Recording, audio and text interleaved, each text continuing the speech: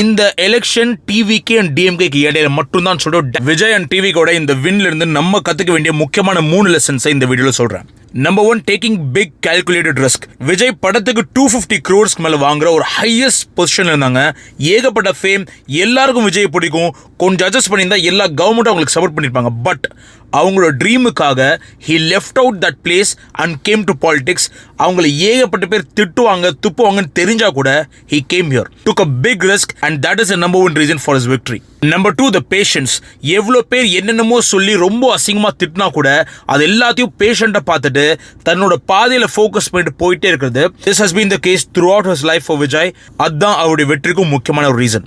Number 3 and the most important is marketing and strategy. ஒரு பெரிய risk எடுக்கிறது strategy இல்லாமல் எடுக்கவே கூடாது. They had a solid strategy. யார் எவ்வளோ பேசினாலும், எந்த மீடியா எப்படி பேசினாலும், ஹீ ஹேட் அ ஸ்ட்ராட்டஜி.